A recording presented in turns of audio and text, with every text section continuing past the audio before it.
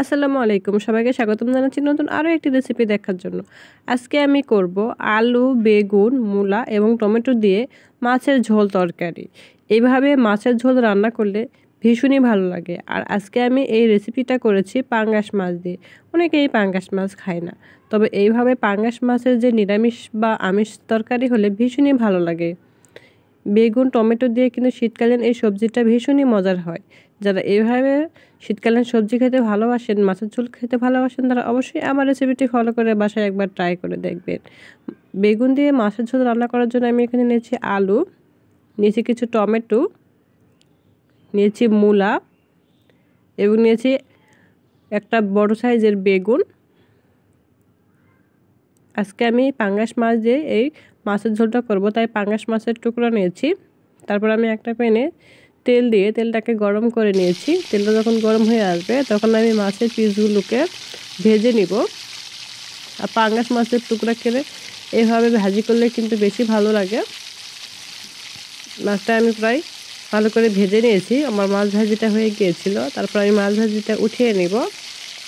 মাছ ভাজিটা উঠানো হয়ে গেলে যে তেলটুকু থাকবে ওই তেলটুকুর মধ্যে দিয়ে দেবো পেঁয়াজ কুচি এবং কাঁচামরিচ কুচি। দিয়ে আমি খুব ভালো করে পেঁয়াজ এবং কাঁচামরিচটাকে খুব ভালো করে মিশিয়ে নিব। যতক্ষণ না নরম হয়ে আসে ততক্ষণ জাল করে নিয়েছি। পেঁয়াজ মিশে যখন নরম হয়ে এসেছে তখন দিয়ে দিব রসুন বাটা এবং অল্প কিছু আদা বাটা এবং জিরার গুঁড়া, লবণ, হলুদের গুঁড়া এবং মরিচের গুঁড়া সামান্য পরিমাণের দিয়ে আমি সবগুলো উপকরণ খুব ভালো করে মিশিয়ে নিব এবং খুবই অল্প পরিমাণের পানি দিয়ে দিব যাতে মশলাটা পুড়ে না যায়। এজন্য খুবই অল্প পরিমাণের পানি দিয়ে মশলাটা খুব ভালো করে কষিয়ে নিয়েছি। তারপর মশলাটা কিছুক্ষণ জাল করে নেওয়ার পর মশলা থেকে তেলটা যখন উপরে আসবে তখন দিয়ে দিব আলু এবং মূলা এবং তার সাথে দিয়ে দিব বেগুন। তারপরে সবগুলো উপকরণ খুব ভালো করে এই মশলাটার মধ্যে আমি মিশিয়ে নিব যাতে মশলাটা সবগুলো উপকরণের সাথে খুব ভালো করে মেশানো হয়। মেশানো হয়ে গেলে খুবই অল্প পরিমাণের পানি দিয়ে ঢাকনা দিয়ে ঢেকে প্রায় 5 মিনিটের মতো রান্না করে নিয়েছি। 5 মিনিট পর পানিটা অনেকটাই কমে আসবে, তখন একটু নাড়াচাড়া করে দিব। প্রায় 2 মিনিটের মতো আমি খুব ভালো করে তরকারিটাকে ভালো করে কষিয়ে রান্না করে নিয়েছি। তেলটা যখন একবারে উপরে আসবে তখন আমি ঝোলের জন্য পরিমাণ মতো একেবারে পানি দিয়ে দিব। এই ঝোলটায় তরকারিটা একেবারে হয়ে আসবে ওইভাবেই আমি পানিটা দিয়েছি। তারপর ঢাকনা দিয়ে প্রায় 10 থেকে 12 মিনিটের মতো আমি রান্না করে নিয়েছি। বলক আসলে তখন আমি দিয়ে দিব মাছের পিসগুলো আমি দিয়ে দিব।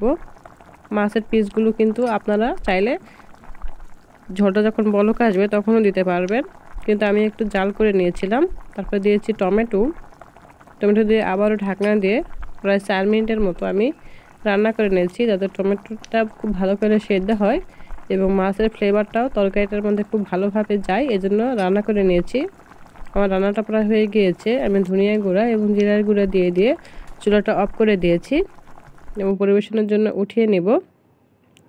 বেগুন দিয়ে মাছের ঝোল ভীষণই মজার একটা রান্না হয়। মূলা, বেগুন, টমেটো এবং আলু দিয়ে পাঙ্গাস মাছের এই ঝোল তরকারিটা ভীষণই ভালো লাগে। সো ভিউয়ার্স, কেমন লাগলো আমার রেসিপিটা অবশ্যই কমেন্ট করে জানাবেন।